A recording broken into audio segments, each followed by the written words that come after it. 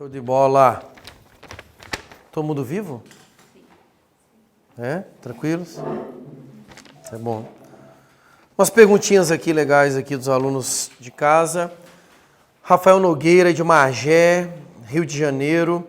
Sou seu fã. Obrigado, Rafael. Boa noite. Daniel, os partidos políticos é vedado inclusive o recebimento de ajuda estrangeira, com materiais, por exemplo, tipo coisa de campanha? Qualquer ajuda estrangeira, tá, Rafael? É vedado qualquer ajuda estrangeira para preservação da soberania nacional. Por isso que partido político não pode ter vinculação com nenhuma coisa, nenhum estado, empresa, nada estrangeiro. Aí você vai falar assim, Daniel, mas eles recebem, lógico, porque por isso que o partido político tem natureza privada. Lembra que eu falei que é uma privada? Né? Às vezes, na prática, acontecem coisas diferentes do que está previsto na lei, tá? Mas não pode, não. Bruno Cordeiro, mestre, um indivíduo de 16 ou 17 anos, portando o título de eleitor, é considerado cidadão? Sim ou não, minha gente? Sim, meus queridos. Para ser cidadão é necessário ter direitos políticos. E eu posso ter direito político a partir do meu alistamento eleitoral. Beleza? Bruno Cordeiro, de novo, Bruno. Muito bom. Rio de Janeiro, um abraço para os cariocas. Quando o militar eleito termina o mandato, pode voltar ao cargo tendo mais de 10 anos de serviço militar? Falamos aqui, gente. E aí? Militar tem mais de 10 anos. Quando ele terminar o mandato, ele pode voltar para o cargo militar? Não, gente. Ele vai para a inatividade. Inatividade é aposentadoria. The house is now. Acabou. Ele não volta mais. Tá? Não volta mais. Aí ele pegou e fez um comentário aqui muito pertinente. Daniel, por que eles usam vestimenta militar na Casa Legislativa? O militar tem essa questão da honraria, né, que é uma tradição militar, mas não porque exista, não porque ele seja um militar, mas, como é que eu posso dizer? Ele não está mais na ativa, porque ele vai para a inatividade, mas o militar na inatividade, ele pode receber algumas honrarias como militar, mas ele não trabalha mais. Então, um dia desse eu estava num show de rock, acho que foi do David Gilmour, e o David Gilmour tinha um show e tinha um grupo de pracinhas das Forças Armadas da época da Segunda Guerra Mundial, um monte de velhinho lá, tudo militar, cheio de medalha, tá? Aqueles caras adoram vestir aquilo lá, né? Aí fica lá, eles prestam continência um pro outro, né? Tá, gente, mas eles não são mais da ativa, então não pode voltar não, tá? Vinícius Natalino, professor, refletindo sobre a aula de ontem, esses alunos que ficam refletindo, né? Refletindo sobre a aula de ontem, me surgiu uma dúvida. Me ajudem, queridos. O menor de idade tem direito à escolha de profissão ou só de trabalho? Exemplo, alguém que termina ensino superior aos 17 teria direito a exercer a profissão? É uma pergunta inusitada, tá? Não tem nada a ver com concurso essa pergunta aqui. Mas, se não tiver nenhum requisito de idade para o exercício daquela profissão, não tem problema nenhum ele exercer a profissão. Se tiver requisito de idade, aí ele não pode exercer a profissão. Ah, Daniel, mas se o cara tem 17 anos e se formou, se ele se formou, a finalização do nível superior antecipa ali a sua responsabilidade em termos de maioridade civil. E ainda tem o Instituto da Emancipação, que você também pode produzir efeitos de antecipação aí do direito civil. Então, não vejo problema nenhum em o cara exercer aí uma profissão finalizando a faculdade. Não é perfil típico do Brasil, né? O Brasil raramente você vai ver um caso desse. Nos Estados Unidos, todo dia. Nos Estados Unidos, cara, 14 anos se forma em Harvard em 5 faculdades. Você olha, hã? O que esse cara fez da vida? Né? Sei lá o que ele fez. Sei que o cara está lá. No Brasil, praticamente, você não encontra esse tipo de situação, mas se encontrasse, seria perfeitamente viável. Tanto que carreira militar, tem militares que entram bem cedo nas Forças Armadas e vão exercer aquela determinada profissão lá, tá? Beleza até aqui? Então, respondi as perguntinhas aí, um abraço para todo mundo que está em casa, está acompanhando a gente. Lembrando que semana que vem nós vamos ter aí uma série de eventos no Focus, tá? Que é a comemoração de aniversário de 5 anos. E para o presencial, pessoal que está aqui, quem tiver à tarde, amanhã é sexta, né? Quem tiver amanhã, sexta-feira à tarde, tiver à toa, queria convidar vocês para assistir uma aula que eu vou gravar aqui. de poder executivo. Às 14 horas. E vamos falar sobre o novo processo de impeachment. Tá? Então vocês estão convidados aqui. Ai, Daniel, eu tô no online. Você está convidadíssimo, mas tem que ser aqui, porque não vai ser transmitido, tá? Vai ser uma aula que a gente vai gravar aqui e todos vocês estão convidados. Inclusive quem estiver aqui na região, estiver de Cascavel, quiser vir assistir essa aula amanhã, das 14 até as 17 horas, vão ser 3 horas de aula. Nós vamos falar só sobre o poder executivo e é uma aula muito legal porque a gente vai trabalhar sobre o novo processo de impeachment com todas as atualizações feitas pelo Supremo e pelo Senado Federal, porque o Senado Federal também criou novas regras. Está todo mundo criando novas regras aqui e cagando na Constituição, né, gente? Isso me desespera. Mas amanhã a gente vai descobrir quais são as novas regras do processo de impeachment. Todos vocês estão convidados, tá? Beleza? Vamos voltar para a nossa aulinha aqui? Meus queridos, olha só que legal. Falamos do princípio federativo, forma de Estado adotada no Brasil, baseado na descentralização política. O poder político está nas mãos de várias pessoas. Quais são as pessoas? União, Estado, DF e municípios. São pessoas jurídicas de direito público interno. Paramos aqui. Pergunta que despenca em prova. Quem manda mais, União, Estado, DF ou município?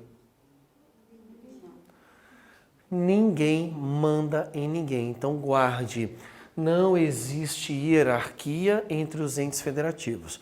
Qualquer questão de prova que aparecer para você, dizendo que há hierarquia entre os entes federativos, marque errado, tá? Não existe hierarquia entre os entes federativos. Ninguém manda em ninguém. O que existe entre eles é uma autonomia. Cada ente federativo tem a sua própria autonomia. E esta autonomia é bem interessante, porque esta autonomia vai se manifestar através de alguns institutos, tá? Então, a autonomia de cada ente federativo vai se manifestar através do autogoverno. Autogoverno é a capacidade que cada ente federativo tem de se autogovernar-se. E o que é essa capacidade de se autogovernar? É a capacidade que cada ente tem de criar o seu próprio governo. Instituir, por exemplo, o seu próprio legislativo, o seu próprio poder executivo. Por isso que cada ente federativo tem a sua própria eleição, seu próprio autogoverno. Tudo bem? Autonomia significa também cada ente federativo ter a sua própria auto-organização.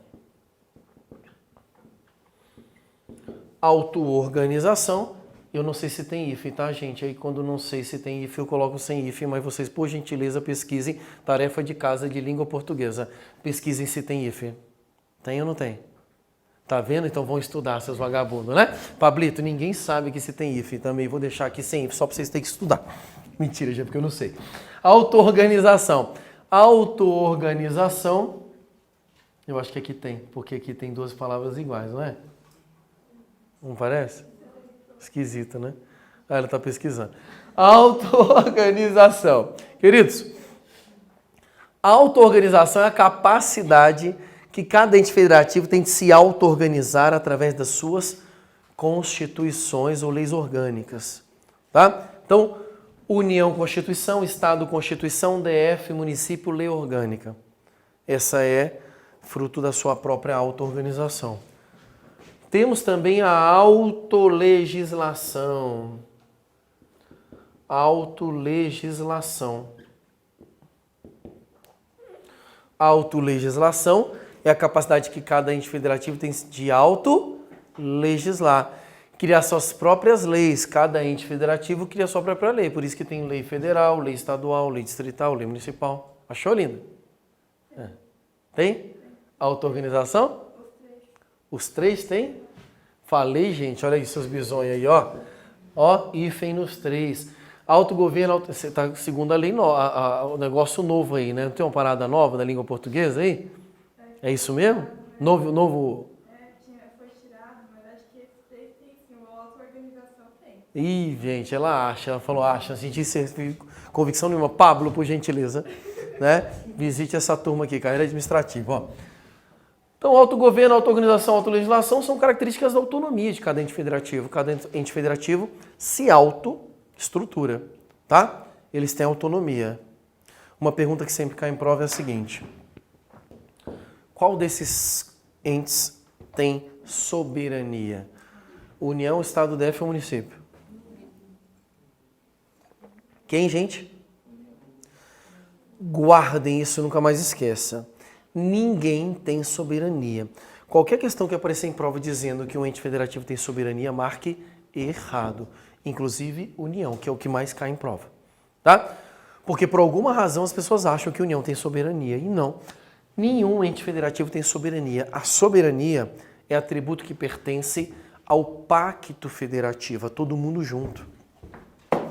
Porque todo mundo junto, ó, todo mundo junto forma a República Federativa do Brasil. Esta aqui tem soberania. Esta aqui tem soberania. Mais do que isso, ela é pessoa jurídica de direito internacional. Ela é pessoa jurídica de direito internacional por quê? Porque ela se relaciona com outros países. Quando alguém olha para o Brasil e quer conversar com o Brasil, conversa com a República Federativa do Brasil. Tudo bem? Preste atenção porque agora vem uma situação bem delicada. A União não tem soberania, mas é ela quem representa a soberania em nome da República Federativa do Brasil. Então, atenção. Se aparecer na sua prova que a União tem soberania, você vai marcar errado. Ela não tem. Mas você vai lembrar que a União, ela representa a soberania da República Federativa do Brasil. Como que eu vejo isso? O Brasil vai celebrar um tratado internacional com outro país. Quem que ele manda lá? O prefeito de Cascavel? Não, quem que ele manda? O presidente da República, que é o chefe do Poder Executivo da União. Por isso que a União é quem tem a responsabilidade de representar a soberania da República Federativa do Brasil. Agora, diferente é dizer a União tem soberania, isso está errado. E essa é uma questão que despenca em prova. Tá? Cuidado, muito cuidado com ela. Dúvidas até aqui? Queridos, quando a Constituição Federal foi escrita, ela retirou qualquer possibilidade de hierarquia entre os entes federativos. Então eu já sei que os entes federativos não possuem hierarquia, ok? Se eles não têm hierarquia, qual a diferença entre eles? A diferença entre o ente federativo e o outro está exatamente no que ele pode fazer. Então, a diferença entre União, Estado, DF e município está nas competências. Ou seja, o que vai distinguir a União dos estados, dos municípios do DF é o que eles podem fazer, que a Constituição deu para eles como competência. Tudo bem? E para a Constituição distribuir as competências, ela se utilizou de um princípio que sempre aparece nas provas, tá? Qual que é o nome deste princípio? Princípio da predominância do interesse. Princípio da predominância do interesse. O que é o princípio da predominância do interesse? A Constituição olhou para cada ente federativo e perguntou: qual o interesse que predomina neste ente federativo? Ok? Olhou para a União e perguntou: União, qual que é o interesse que predomina em você? E ela chegou à conclusão que na União predomina o interesse geral.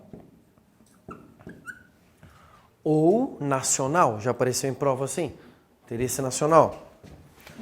Olhou para os estados e perguntou: qual o interesse que predomina nos estados? O interesse regional. Olhou para os municípios e perguntou: qual o interesse que predomina nos municípios? O interesse local. E aí, com base nessa predominância do interesse, a Constituição foi distribuindo as competências. Olhou para cada ente federativo e dando competência de acordo com o princípio da predominância do interesse. Daniel, mas eu acho que você esqueceu o Distrito Federal. Qual que é o interesse que predomina no Distrito Federal? No Distrito Federal, o interesse que predomina nós chamamos de híbrido. O que significa isso, Daniel? Significa dizer que no Distrito Federal, ora, o Distrito Federal age como se fosse um Estado, ora, o Distrito Federal age como se fosse um município. Então, o Distrito Federal tem competências tanto de Estado quanto de município. Todo mundo compreendeu até aqui? Queridos, quando a gente olha o Distrito Federal, geralmente as pessoas começam a olhar e falar assim, porra, mas o que esse Distrito Federal é? Ele é um Estado ou ele é um município? Pergunto para vocês. O Distrito Federal é um Estado ou é um município? Olha que pergunta boa. Meus queridos, primeiro, Distrito Federal não é Estado. Porque se o Distrito Federal fosse um Estado, nós chamaríamos ele de Estado. Ó.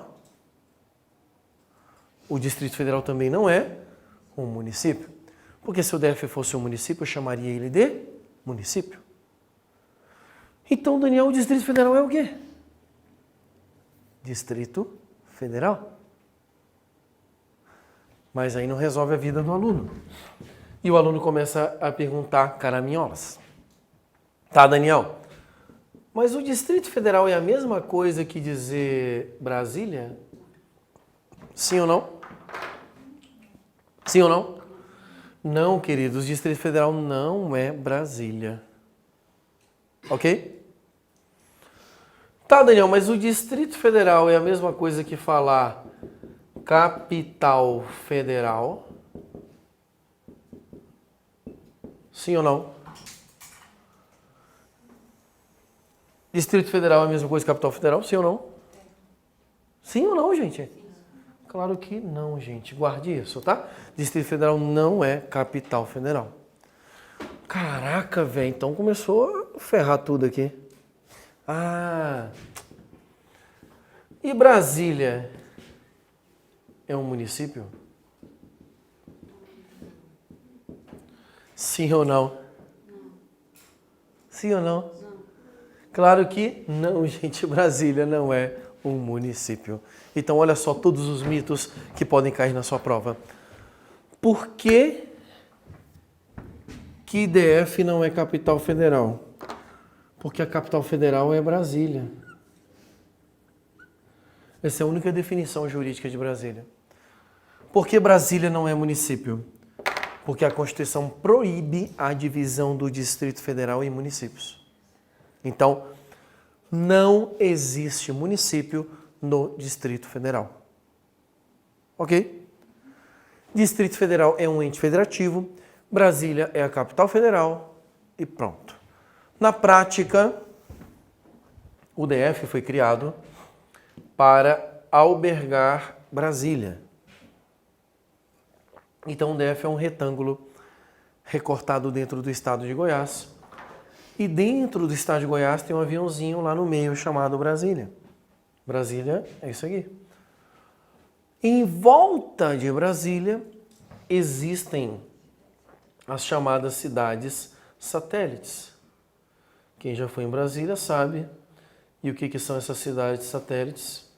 Cidades satélites são verdadeiras regiões administrativas. Essas regiões administrativas têm prefeito? Sim ou não? Sim ou não? Não, porque não são municípios. Regiões administrativas possuem administradores. E esses administradores são eleitos pelo povo? Não, porque não tem eleição de administrador. Quem escolhe administrador é o governador do Distrito Federal. Então, dentro do Distrito Federal, eu tenho várias regiões administrativas como se fosse um departamento mesmo, um órgão público. Vários administradores, cada um cuidando de uma região administrativa. Só para cuidar mesmo, como uma cidade grande geralmente tem subprefeituras, alguma coisa desse tipo. Tudo bem? Essa aqui é o Distrito Federal e Brasília na prática. Tá? Mas as relevantes para a sua prova são essas perguntas aqui, que você tem que ter bastante cuidado aí para o seu concurso. Tudo bem até aqui? Podemos avançar? Queridos, sobre o princípio federativo, eu preciso tecer mais alguns comentários. Existem algumas características dos princípios federativos que são características super importantes para a sua prova. E existem umas características que estão atreladas à formação da Federação Brasileira e que sempre caem em prova. Então, características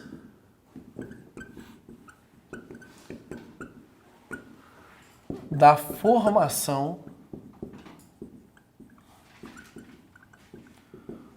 da Federação Brasileira.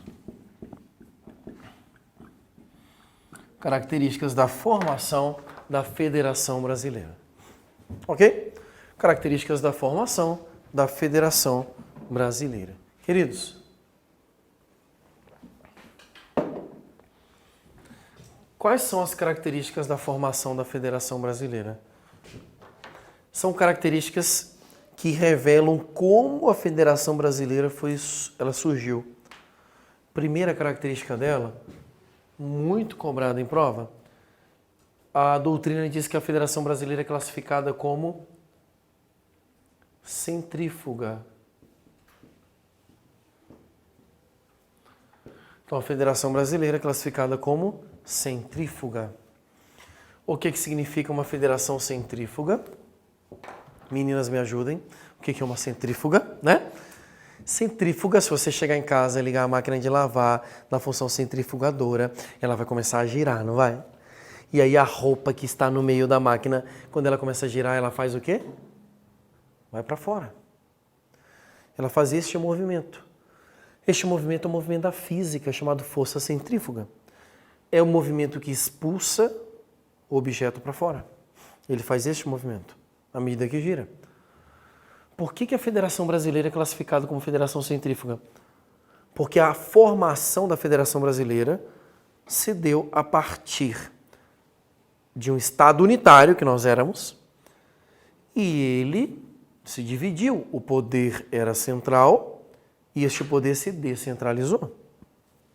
Então, o poder estava nas mãos de uma só pessoa e este poder se descentralizou. O Brasil era o império. Depois ele se transformou em Estado Federal. Por isso, centrífuga. Em prova, eles adoram comparar a Federação Brasileira com a Federação Norte-Americana. Só que a Federação Norte-Americana tem uma formação oposta do Brasil. Enquanto no Brasil a federação é centrífuga, nos Estados Unidos a formação da federação é centrípeta. É um movimento diferente.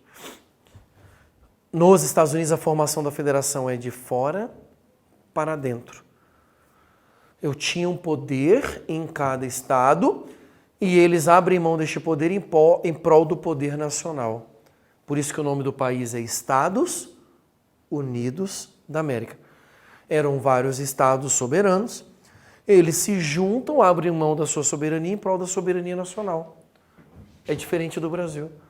O Brasil era um estado só, que se dividiu em vários entes federativos. Entenderam a diferença?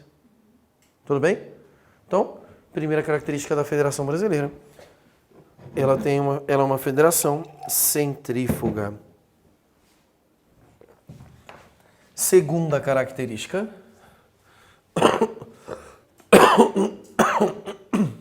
Desculpa. Segunda característica é que a Federação Brasileira é uma federação por desagregação. Então, a Federação Brasileira, ela foi formada por desagregação. O que significa isso? significa dizer que a Federação Brasileira ela estava toda centralizada, o poder estava todo centralizado, e este poder se desagregou. Ele se descentralizou. Então, a explicação da federação por desagregação é muito semelhante à centrífuga. Por isso, são duas características que aparecem na Federação Brasileira. Tudo bem? Tranquilo? Terceira característica. Essa é a mais divertida para a prova. A Federação Brasileira ela é classificada como tricotômica. A Federação Brasileira é classificada como tricotômica. Quando eu penso neste termo tricotômico, o que me vem à mente? Três o quê? Três o quê? Muitas pessoas pensam automaticamente em três poderes, né? Tricotômica, mas não são três poderes, tipo os três poderes do Estado, Executivo, Legislativo e Judiciário. Quando ela fala tricotômica, ele está falando, na verdade, sobre três níveis de manifestação da competência, ou três níveis de manifestação do poder dos entes federativos. Então, raciocina comigo. Quais são os três níveis de manifestação do poder político no Brasil? Um poder geral, um poder regional e um poder local. E por que ninguém raciocina tricotômica com essa divisão dos poderes políticos? Porque nós temos quatro entes. Ninguém faz essa associação, quatro entes tricotômicos. Mas é porque as pessoas esquecem que o DF não tem um poder próprio, ele tem um poder híbrido. Ele age como se fosse o Estado, ele age como se fosse o município. Então a Federação Brasileira é tricotômica não porque tem poder executivo, legislativo e judiciário. Ela é tricotômica porque ela tem três níveis de manifestação do poder dos entes federativos. Um poder se manifesta geral, o outro regional e o outro local. Todo mundo compreendeu isso aqui? Esse é um nível de questão bem alta para a sua prova. Posso avançar? Avançando então, meus queridos. Vamos ver agora. Vimos aqui as características da formação. Agora vamos ver.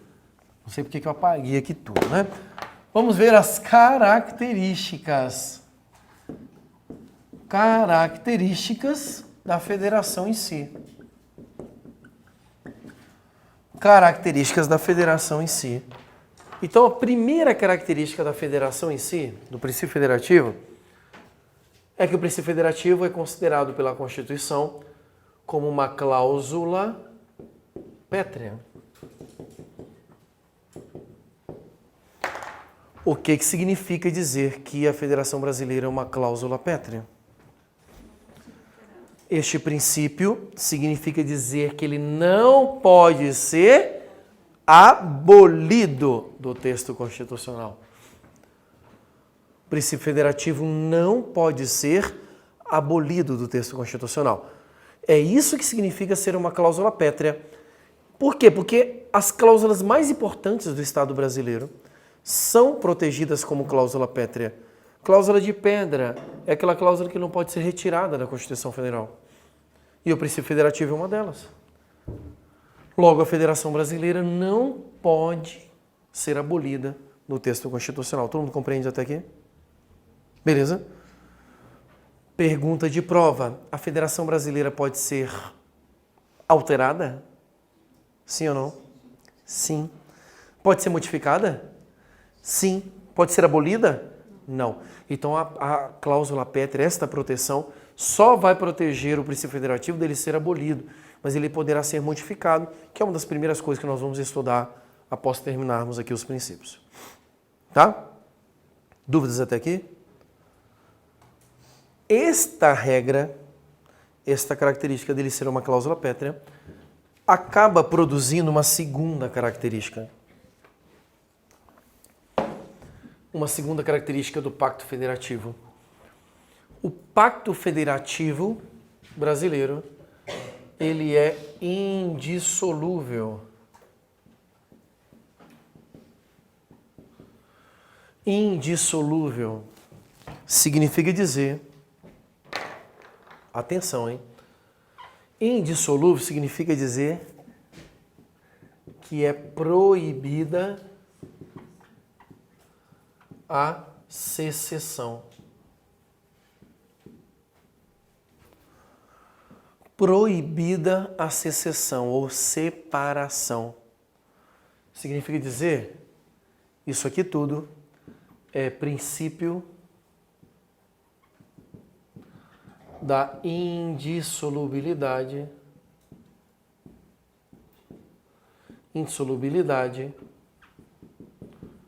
do Pacto Federativo. Então pode ser qualquer coisa isso aqui, tá? Quando eu digo que a Federação Brasileira é indissolúvel, estou dizendo que é proibida a secessão, é proibida a separação de um ente federativo do outro. Eu quero honrar o princípio da indissolubilidade do Pacto Federativo. O Pacto Federativo é indissolúvel. Significa dizer que nenhum ente federativo pode se separar dos demais. O exemplo Sul, né? Exatamente. Um exemplo é este movimento que existe, um movimento que existe há muitos anos, de separação do Sul do restante do país. Né? Teve até uma aluna que me perguntou assim, Daniel, mas e se for feito aqui um plebiscito? Porque foi feito um plebiscito aqui no sul do país. E o sul do país acha que tem que ser dissolvido. Primeiro ponto, o plebiscito, quem convoca é o governo. Não é a população, olha lá, vamos fazer um plebiscito e pronto. Segundo, eu não posso fazer um plebiscito de algo que é inconstitucional, pois a Constituição veda a separação de um ente federativo dos demais. Tá, Daniel, mas e se o Sul pegar e aloprar e falar assim, ó, vamos lá, vamos para a fronteira, vamos colocar lá a galera lá, vai para a fronteira lá e vão ficar lá agora, quero ver quem vai entrar aqui. O que a União faz? Intervenção federal. Então a União vai lá, intervém, retira a autonomia do ente, restabelece a unidade do pacto e depois devolve a autonomia quando o pacto já estiver restabelecido. Simples. Então, se o sul do país um dia falar assim, bora se rebelar, e a população for para as ruas e fechar a fronteira, a União vai lá, intervém, retira a autonomia e restabelece o Pacto Federativo. Tá? Então, não pode haver dissolução do Pacto Federativo. Este princípio é um princípio muito legal para cair em prova, porque de vez em quando surge esse movimento, né, separatista do sul do país, e ele vai ganhando, geralmente hoje, como você tem a produção de informação independente, né? Você já percebeu que qualquer pessoa hoje produz a informação que quiser? Todos nós somos produtores de informação independente, por isso temos que ter muito cuidado, porque eu vejo por aí o cara no WhatsApp e me chega aquela coisa inconstitucional pelo WhatsApp, nossa, eu fico piro. Eu falo, gente do céu, e um monte de aluno vai consumir aquela informação ali e vai levar no dia da prova a errar. Porque fica consumindo informação completamente sem fundamentação constitucional, tá? Então, cuidado com isso aqui. A Federação Brasileira é indissolúvel, ela não pode ser dissolvida. Dúvidas até aqui?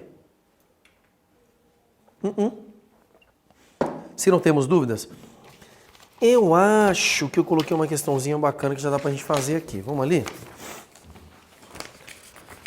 Eu acho.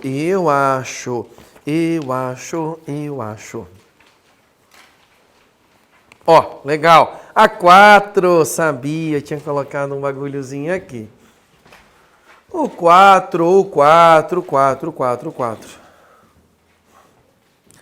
Queridos, olha essa questão 4 aqui, que legal. A forma de federalismo adotada no Brasil é conhecida como federalismo de segregação e centrífugo, sendo os Estados-membros dotados de autogoverno. Certo ou errado? Foi uma pergunta que eu fiz, né? Certo ou errado? Está na página, não sei, 12, 11. Questão 4, a forma de federalismo adotada no Brasil é conhecida como federalismo de segregação e centrífugo, sendo os Estados-membros dotados de autogoverno. Certo ou errado? Certo ou errado? Por que errado? Então pronto, então vamos crescer um pouco? Certíssimo, tá? Gente, na sua prova pode aparecer por desagregação ou por segregação, é a mesma coisa. Então são sinônimos. Oi? Aqui ele falou centrífuga. Centrífuga. Então, ó, a forma de federalismo adotada no Brasil é conhecido como federalismo de segregação, que é sinônimo de desagregação. Então pode aparecer essas duas nomenclaturas na sua prova, ok? Complemente aí. E centrífugo, sendo os Estados-membros dotados de autogoverno. Certo ou errado? Certo. Questão certíssima. Ok? Olha a 8. Caiu este ano também em prova. Olha só que legal a 8. O DF, como ente federativo sui generis, possui as competências legislativas reservadas aos estados, mas não aos municípios. Entretanto, no que se refere ao aspecto tributário, ele possui as mesmas competências que os estados e municípios dispõem. Certo ou errado? Repetindo, o DF, como ente federativo sui generis, possui as competências legislativas reservadas aos estados, mas não aos municípios. Entretanto, no que se refere ao aspecto tributário, ele possui as mesmas competências que os estados e municípios dispõem. Certo ou errado?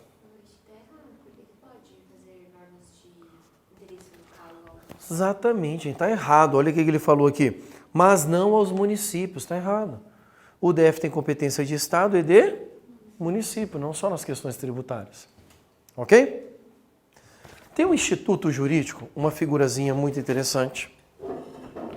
Antes de nós finalizarmos essa parte introdutória, nós temos uma figura aqui muito interessante, que é o chamado território.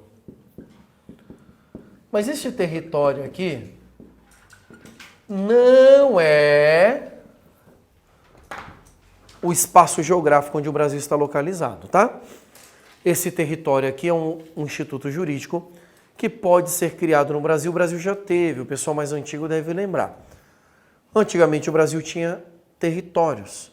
Territórios eram porções de terra que o Brasil não tinha dado uma designação ainda definitiva para a natureza jurídica ou para a finalidade daquela porção de terra, para aquela região. Então, vamos imaginar que o Brasil acabe conquistando um outro território, tipo do Uruguai, do Paraguai. Quando ele anexa essa porção de terra, antes de decidir o que fazer com ele, ele vai lá e constitui um território. Ele cria um território exatamente até decidir o que vai ter no Brasil, o que vai ser, se vai ser um novo município, se vai ser um novo estado. Então, o Brasil, até 88, tinha vários territórios. Acre, Roraima, Rondônia, Amapá, Fernando de Noronha. Cada um era um território, cada um tinha uma característica.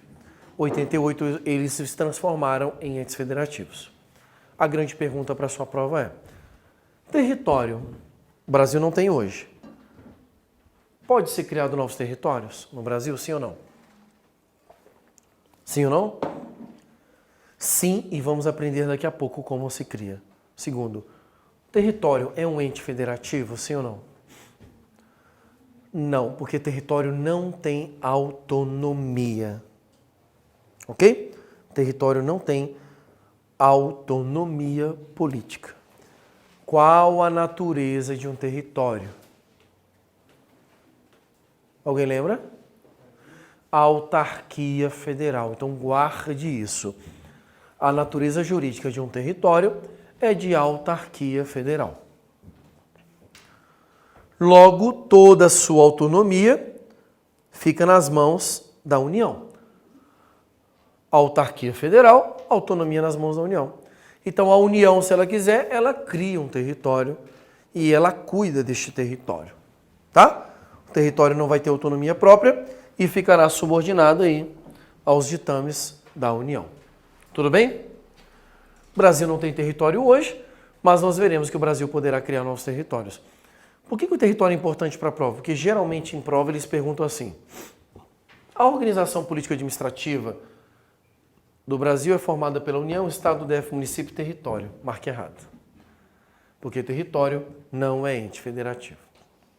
Ok?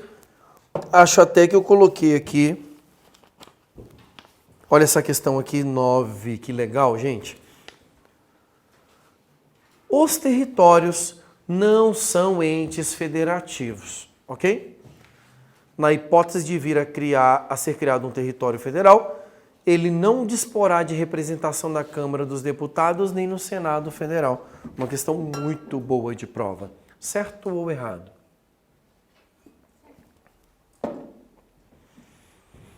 Então, o território não é ente federativo. Se for criado um novo território, a questão está dizendo que ele não disporá de representação nem na Câmara nem no Senado. Certo ou errado? Para eu responder essa questão, eu tenho que lembrar da natureza da representação da Câmara e do Senado.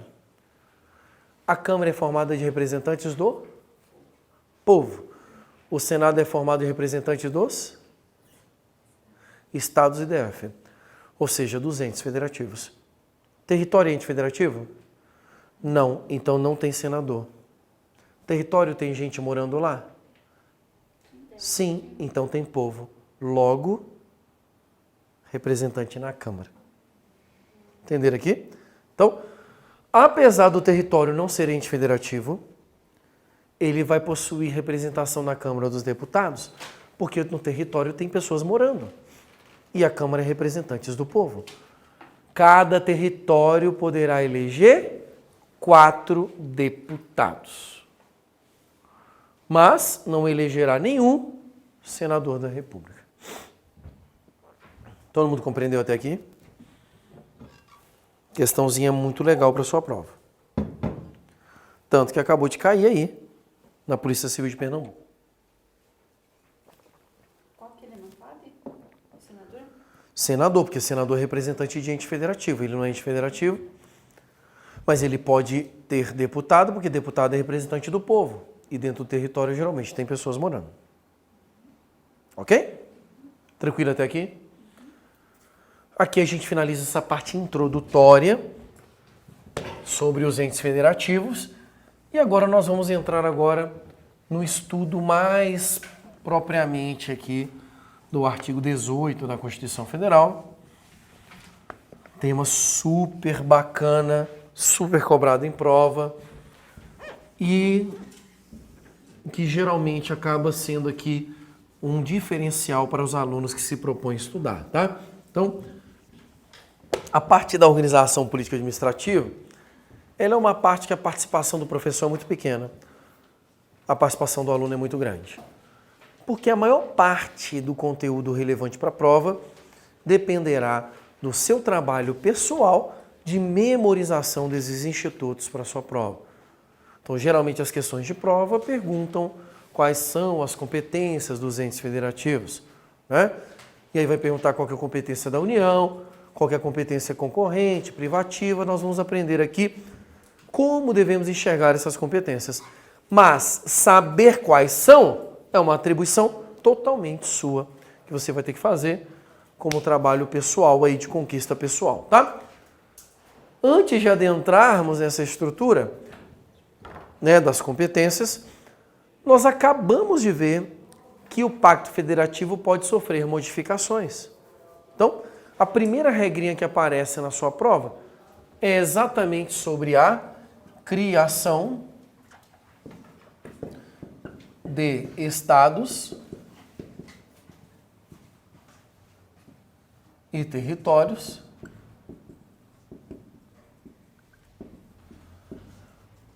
e a criação de municípios.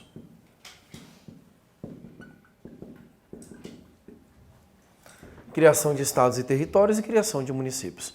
São basicamente aqui as duas listas que nós precisamos criar e que serão super importantes para a nossa prova. Queridos, criação de estados, territórios e criação de municípios. Dê uma olhada comigo no artigo 18 agora. Vamos ver o que a Constituição fala sobre a criação desses institutos. Artigo 18, parágrafo 3º. Ele diz assim: Os estados podem incorporar-se entre si, subdividir-se ou desmembrar-se para se anexarem a outros ou formarem novos estados ou territórios federais, mediante aprovação da população diretamente interessada, através de plebiscito e do Congresso Nacional, por lei complementar. Meus queridos, criação de estados novos e territórios, perfeitamente possível no Brasil, e isso está atrelado à modificação do Pacto Federativo, tá? O que eu tenho que lembrar para a minha prova? Quais os requisitos para a criação de novos estados ou territórios no Brasil?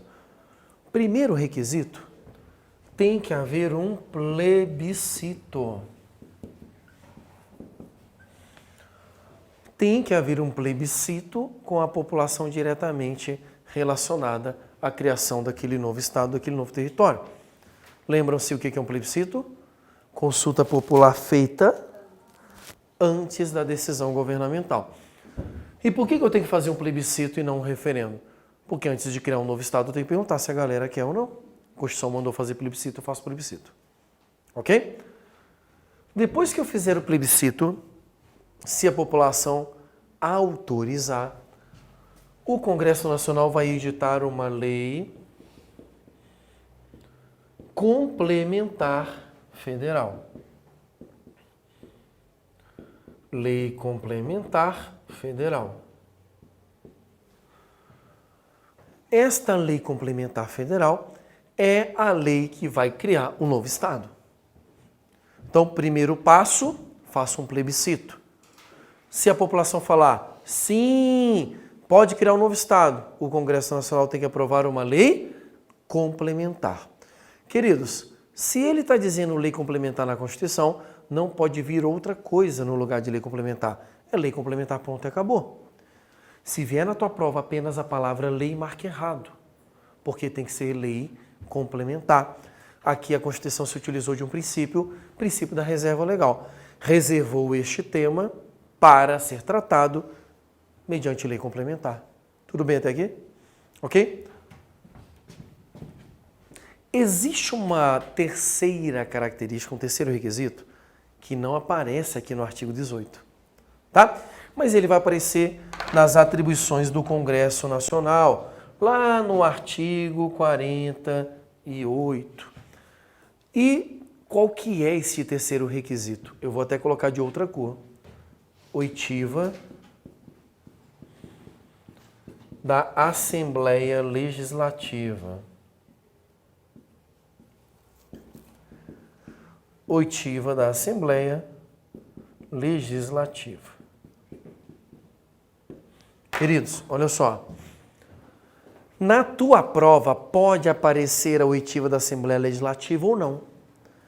Se ela não aparecer, a questão não está errada, porque ela está se embasando no artigo 18. Se ela aparecer, a questão também não está errada, porque ela está se embasando no artigo 48. Entenderam a diferença? Então, o que eu quero que você tenha cuidado? Ela aparecendo ou não aparecendo, desde que tenha esses dois requisitos, a questão estará correta. Tudo bem até aqui? Beleza? Uma pergunta de prova muito legal agora, uma pergunta de um nível bem mais alto. Esta pergunta que eu vou fazer agora caiu na prova de auditor da Receita Federal.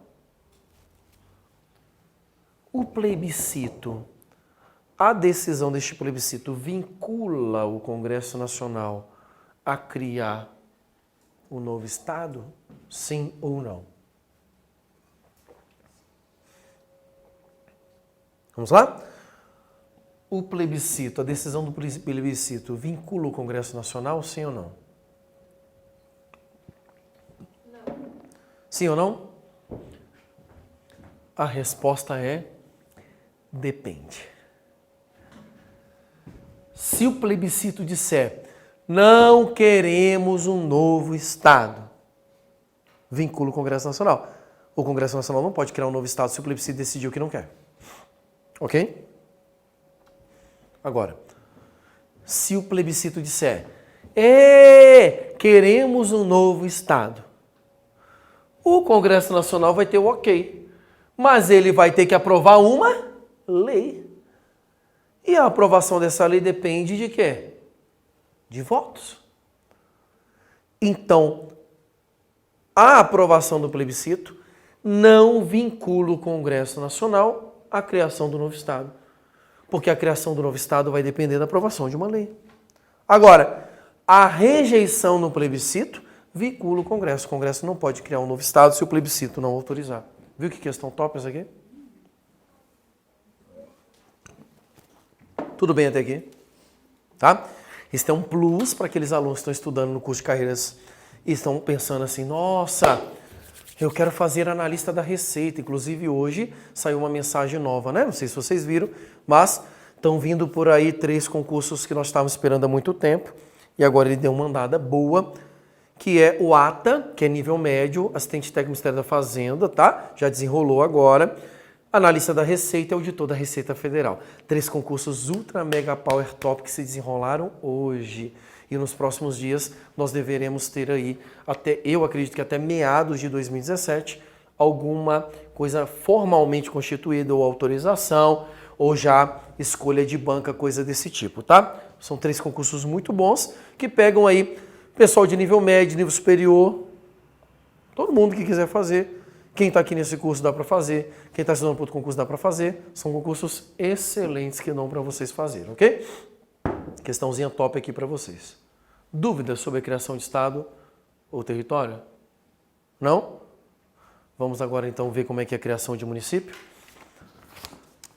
Peguem o artigo 18, parágrafo 4º.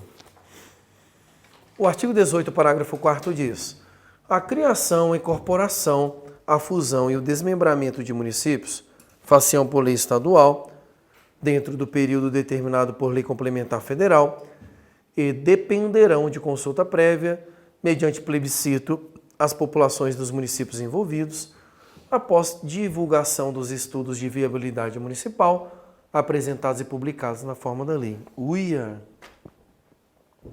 Já viu que tem muito mais requisito aqui? Vamos elencá-los então. Primeiro requisito para a criação de um município.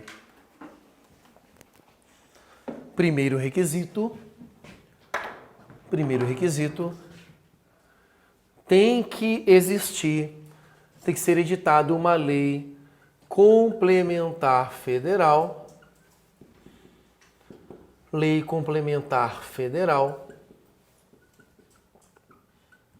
autorizando o período de criação de novos municípios.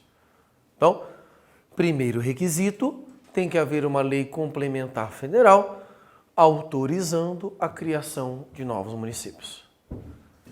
Uma vez editada esta lei complementar federal, fica autorizada a criação de novos municípios. Então, é feito um estudo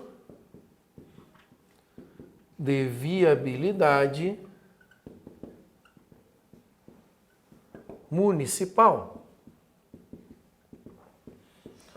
para saber se é viável a criação de um novo município.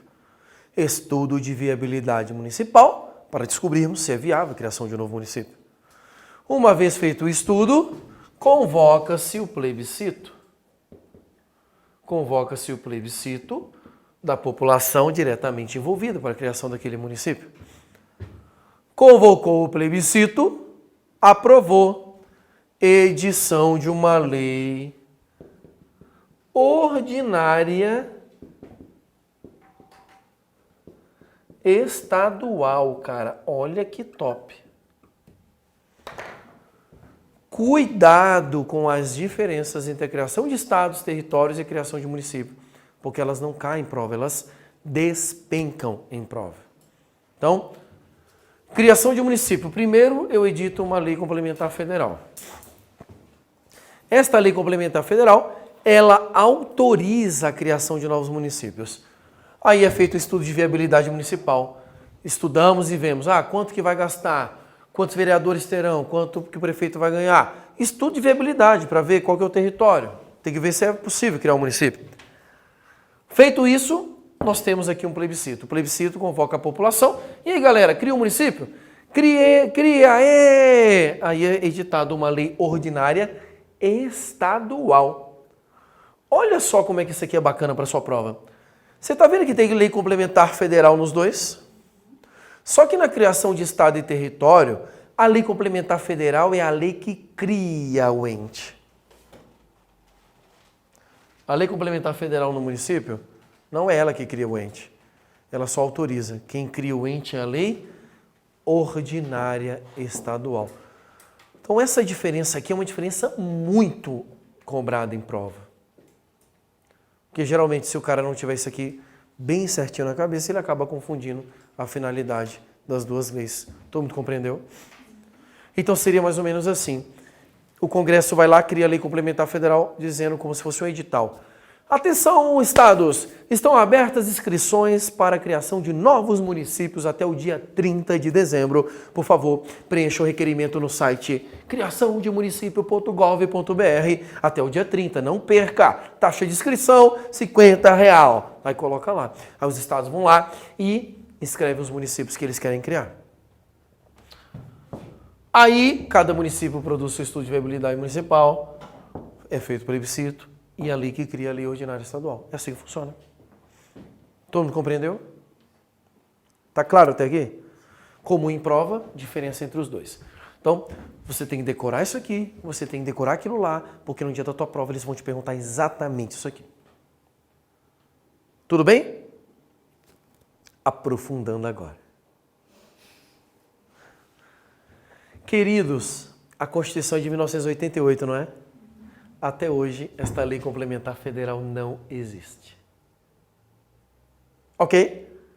Mas alguém teve uma brilhante ideia de criar município. E aí o outro estado criou município. E outro estado criou município. E foram criados centenas de municípios. Sem aquela lei complementar federal existir. Um dia, alguém olhou para o STF e perguntou: ô STF, sem querer te incomodar, queria só tirar uma dúvida de um negócio que eu percebi aqui. Ah, STF, o que foi, Vi? Sabe o que é? Foi criado aí uns par de municípios aí. E aí, pode? O STF olhou e falou: o quê? Não pode não. Esses municípios que foram criados são inconstitucionais. Queridos, quando o STF diz que algo é inconstitucional, na verdade o que ele está querendo dizer é: isto nunca devia ter existido. Entenderam o que o STF faz?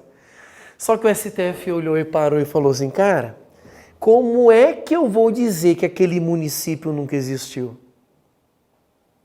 Como é que eu vou dizer que aquele prefeito que foi eleito nunca foi eleito? Como eu vou dizer que aquele vereador que está lá nunca existiu? Como que eu vou dizer que aqueles servidores públicos que fizeram concurso de ação estável e ganharam remuneração nunca ganharam nada e nunca existiram? Entenderam a complexidade que é você dizer que um município que já está criado, já está constituído, nunca existiu? Aí o STF olhou, então, falou assim: olha só, Congresso, prazo de 6 meses para vocês resolverem o problema. E aí os parlamentares se reuniram de madrugada no escurinho do cinema e falaram: caraca, velho, descobriram o nosso esquema. Nós precisamos resolver essa parada. E agora, o que nós vamos fazer com os municípios fantasmas que nós criamos? Alguém teve uma brilhante ideia. Eureka! Tive uma ideia. Todo mundo parou para ouvir o cara e ele falou assim: vamos fazer uma emenda constitucional dizendo que tudo que nós criamos está válido. E eles fizeram. E validaram a inconstitucionalidade que eles criaram. Todos os municípios criados até aquele dia foram convalidados. A emenda simplesmente dizia isso. Todo município criado até hoje está ok. Mas a partir de agora, não pode criar mais. Todo mundo entendeu? Todo mundo sim, entendemos. Pronto, a emenda passou e resolveu o problema da parada. Entenderam o que aconteceu? Lembra quando eu falei que além daquela emenda 91 tinha outra que era tão cabulosa quanto era essa? Esta questão caiu numa prova. Acho que ela caiu no auditor da Receita Federal, exatamente este contexto. Tá?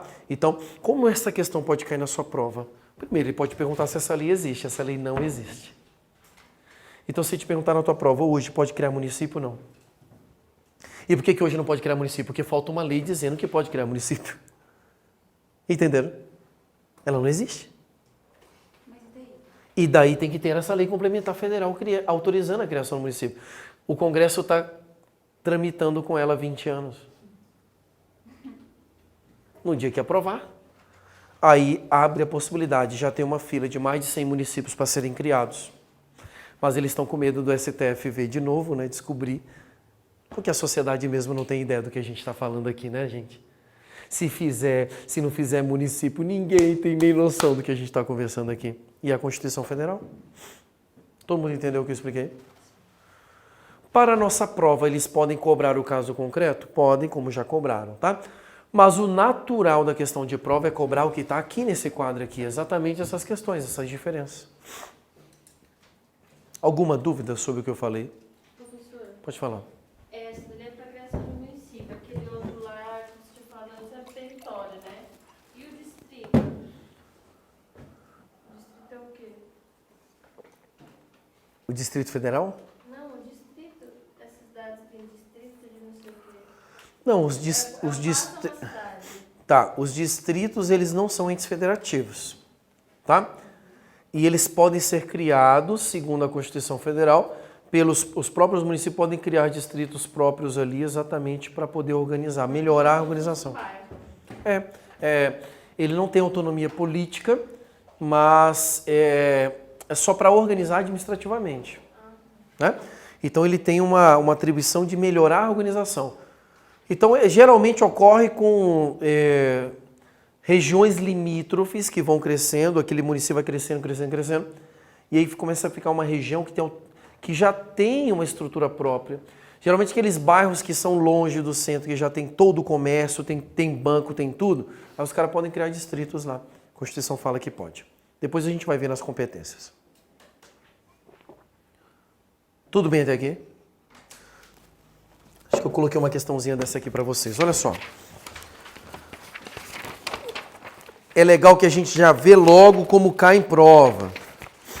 Deixa eu ver se eu coloquei aqui. Coloquei. Questão 2, gente, olha só.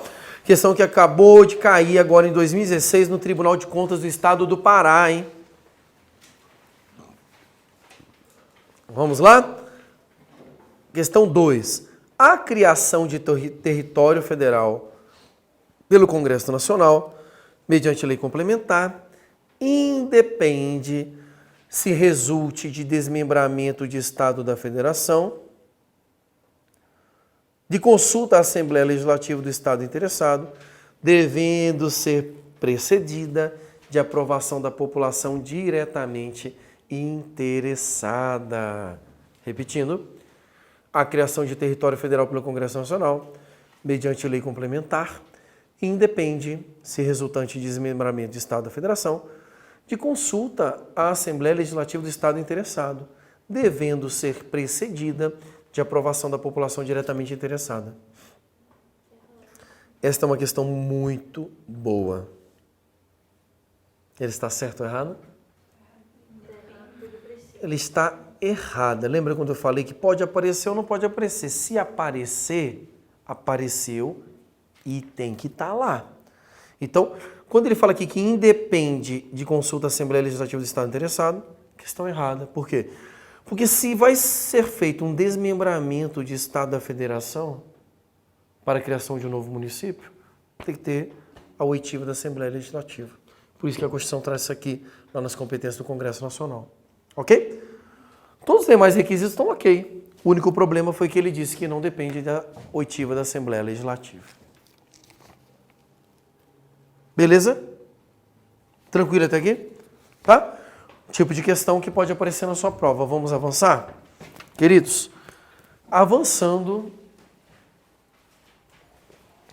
Esse era o primeiro teminha que eu queria trabalhar com vocês.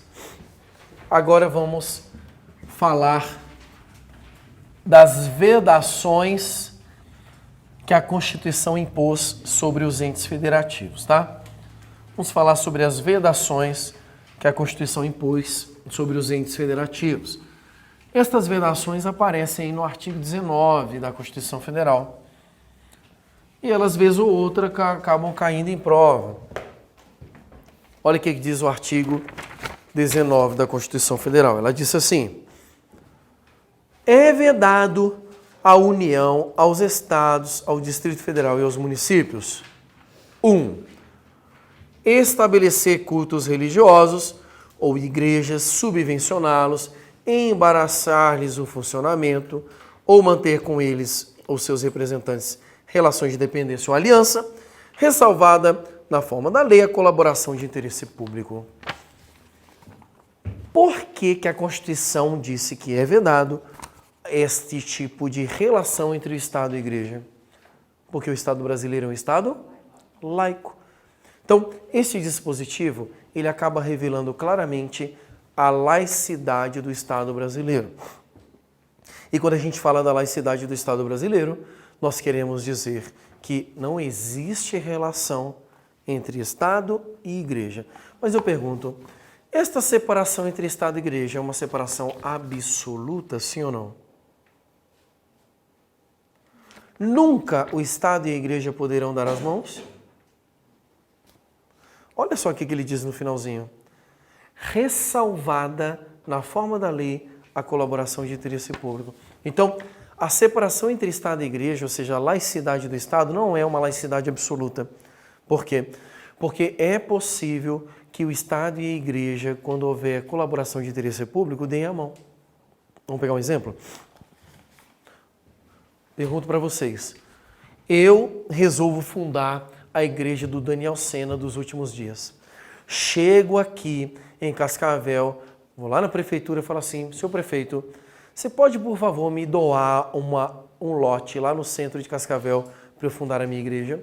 Aí o prefeito vai lá: toma esse lote para você, querida igreja. Pergunto, isso é permitido pelo direito brasileiro?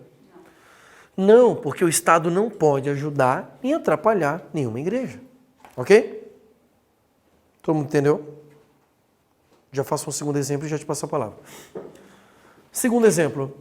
Eu, líder da Daniel Sena dos últimos dias, resolvo fazer uma ação social com os meus membros e os meus fiéis num bairro pobre da cidade.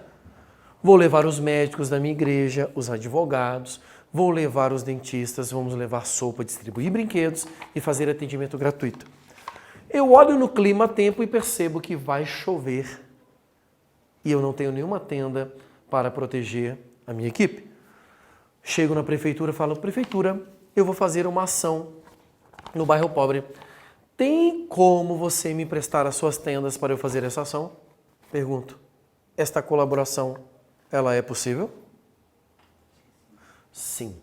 Então, qual que é a diferença do primeiro exemplo do segundo?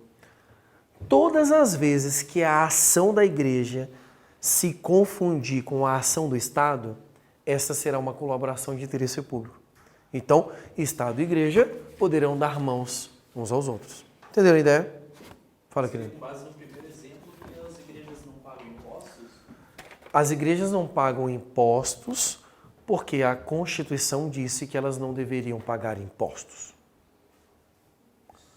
Né? Então, essa é uma regra constitucional que isenta eles nessa questão tributária. Como, por exemplo, existe também um benefício para livros, parte educacional, né?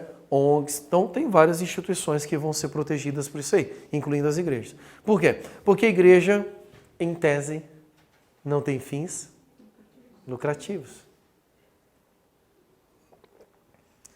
Em tese, uma igreja tinha que ser algo para você ir lá, buscar a Deus, melhorar de vida, ajudar pessoas. E como ela não tem fins lucrativos, não paga imposto. Deve ser por isso que elas estão ficando ricas. Né, gente? Olha só. Segunda vedação constitucional que nós temos. Segunda vedação, ela diz assim no inciso 2. É vedado aos entes federativos recusar fé aos documentos públicos. Opa! No inciso 1 ele fala que não pode ter relação com a igreja, no segundo é proibido recusar a fé. O que é isso aqui, né, gente? Então, fé aqui no inciso 2 não tem nada a ver com a igreja, tá? Fé aqui é veracidade. Então, o que a Constituição está dizendo? é vedado ao ente federativo recusar fé aos documentos públicos. É vedado ao ente federativo desacreditar um documento público. Todo documento público é presumidamente verdadeiro. E ninguém pode recusar a fé a esse documento. E eu vou contar um caso concreto para vocês que aconteceu comigo aqui em Cascavel. Quando eu era vice-diretor da penitenciária, uma vez eu fiquei como diretor e eu fiz vários recursos de multa, de trânsito às viaturas. Porque as viaturas da penitenciária, quando estão escoltas, elas passam voando pelo pardal e recebem multas. Porque o pardal não consegue reconhecer que aquilo é uma viatura. Então, todo mês eu fazia vários recursos e apresentava. E precisei fazer alguns recursos em relação ao CETRANS de Cascavel. Fiz os recursos e assinei como diretor e trouxe o recurso. Coincidentemente, eu protocolei os recursos, porque eu estava vindo para Cascavel, cheguei lá no CETRANS e falei assim, olha, eu gostaria de protocolar esses recursos. A moça olha para mim e diz o seguinte, não posso aceitar o seu recurso. Aí eu falei, por causa de quê? Aí ela falou assim, quem me prova que este cara que assinou o documento é o diretor da penitenciária? Gente, era eu, tá? Só que eu não falei que era eu. Eu olhei para ela e falei assim, moça, o artigo 19 da Constituição Federal diz que ninguém pode recusar fé a um documento público. Você está vendo esse símbolo aqui no começo da página? Esse é o símbolo da República. Todo documento que aparece esse símbolo, ele é presumidamente verdadeiro. Agora, a presunção de veracidade, ela é relativa.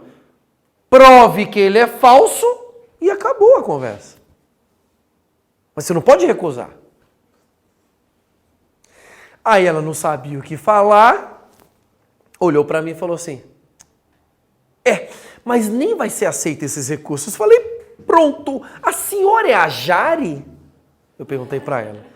Porque quem julga o recurso de trânsito é a Jari, tem uma junta de recurso. Ela não.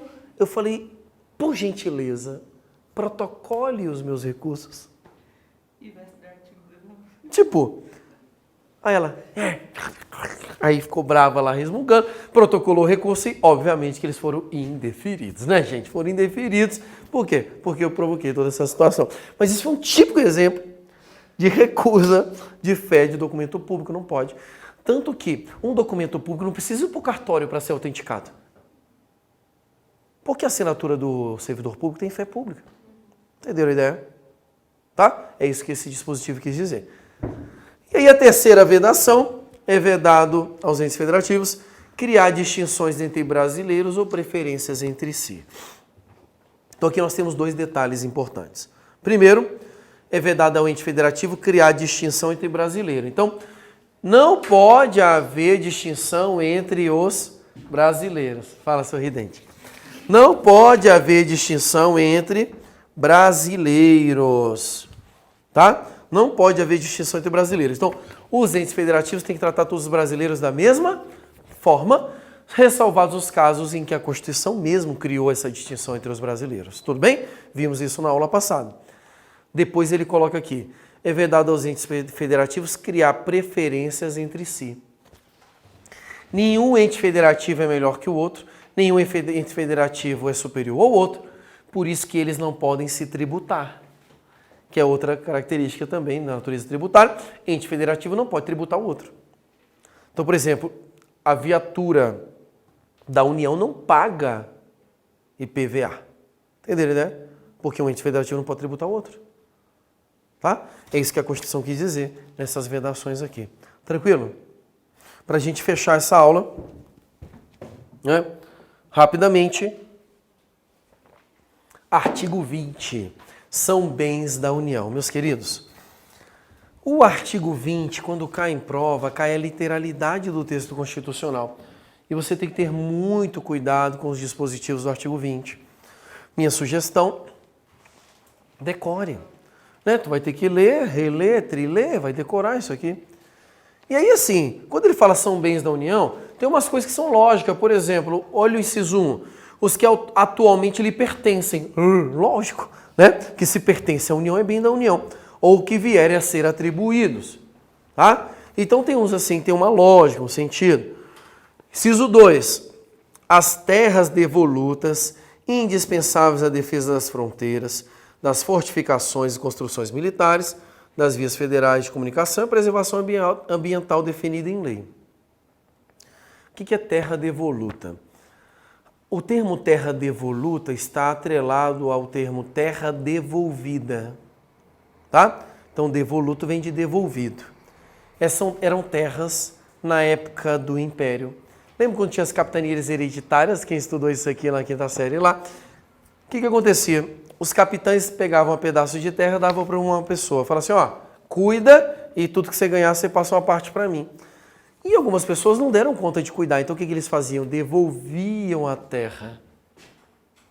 E assim, várias terras que foram devolvidas para o Império passaram a se chamar terra devoluta. É sinônimo de terra do Estado. Pertence ao ente público, tá?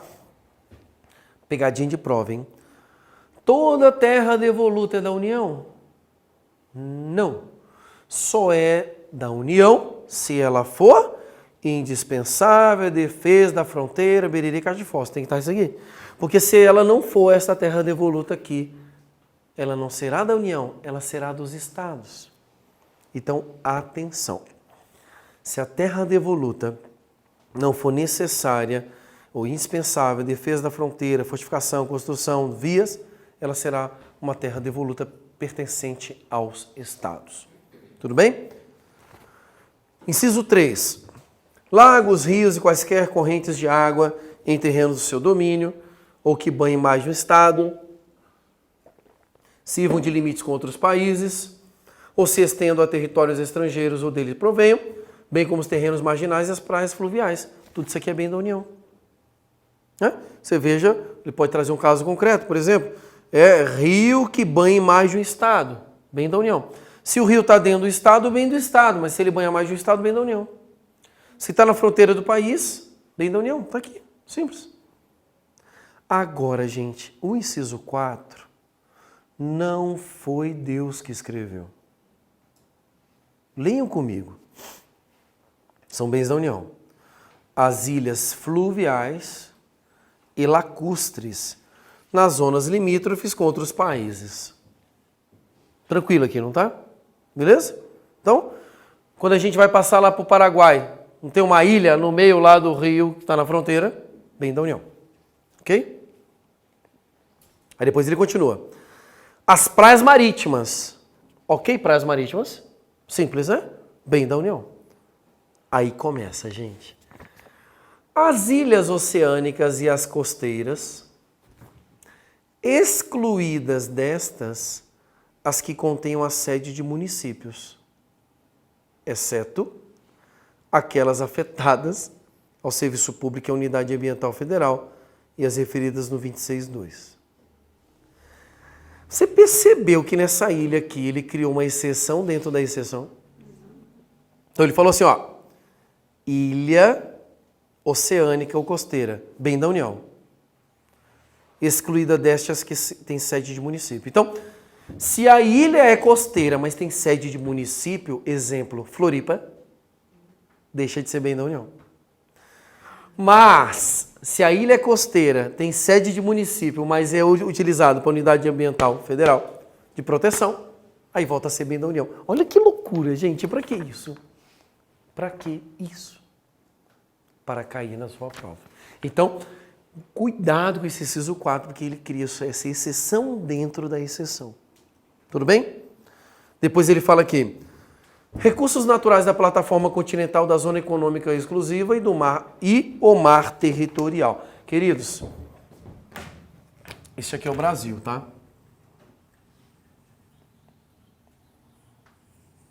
Esse aqui é o... Gente, juro que é o Brasil isso aqui. E aqui nós temos o oceano, né? Temos o oceano Oceano Atlântico, tudo bem? Temos Oceano Atlântico. Então nós temos 3 institutos que aparecem aqui nesse dispositivo. O primeiro instituto ele fala assim, plataforma continental, zona econômica exclusiva. Queridos, e depois ele fala o mar territorial. Primeiro eu quero te mostrar o que é o mar territorial.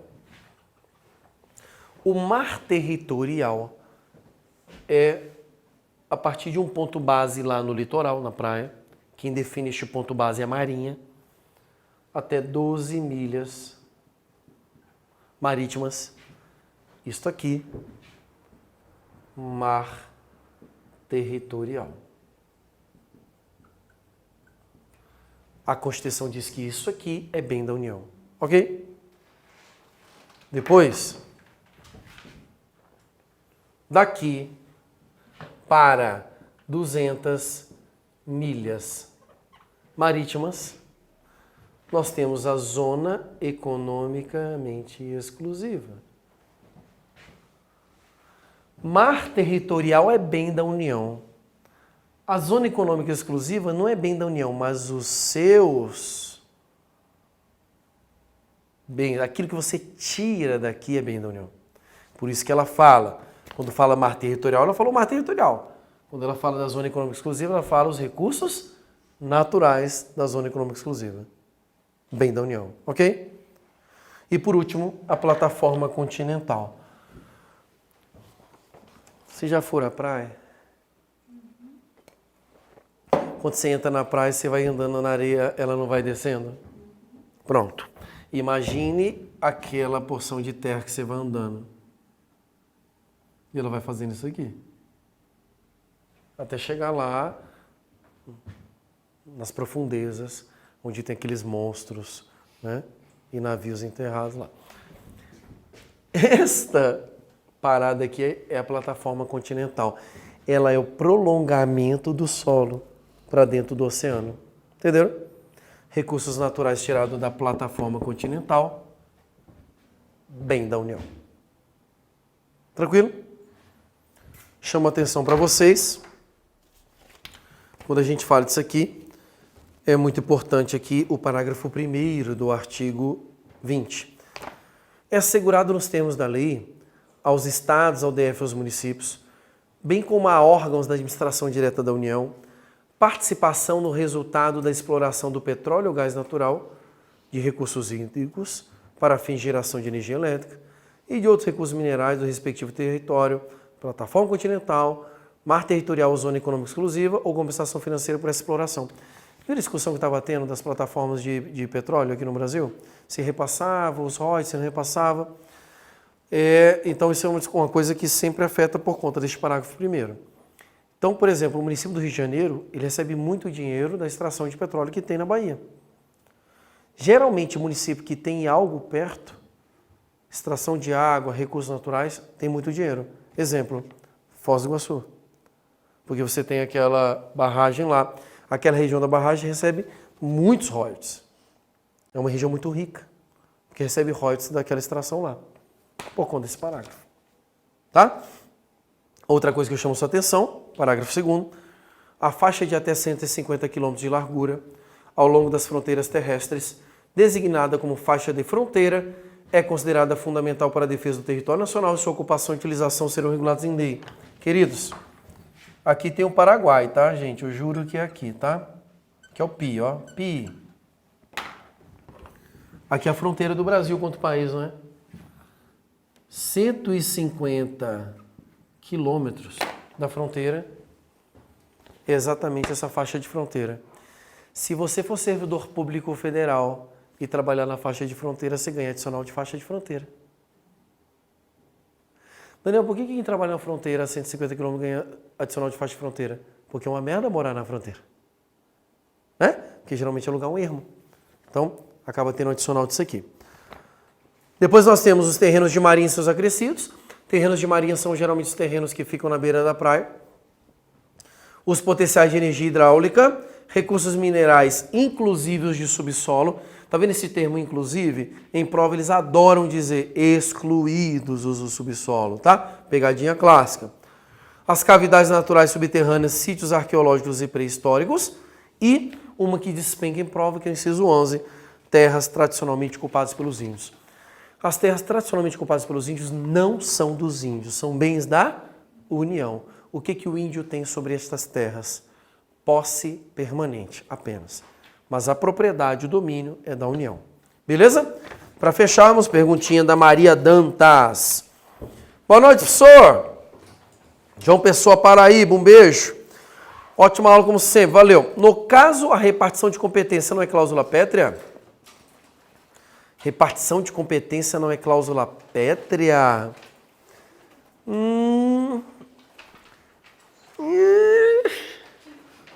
Né?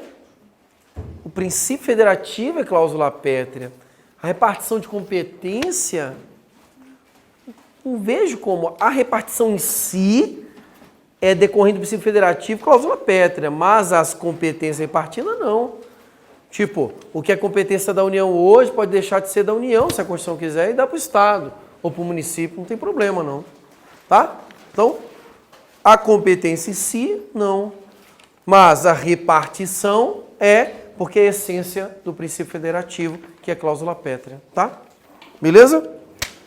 Amanhã continuamos aqui então, vamos falar só sobre repartição de competência e começamos a administração pública amanhã. Então, espero que todos venham. Quem inventar amanhã de não vir ou segunda-feira, porque inventou qualquer outro compromisso do tipo se fantasiar, né?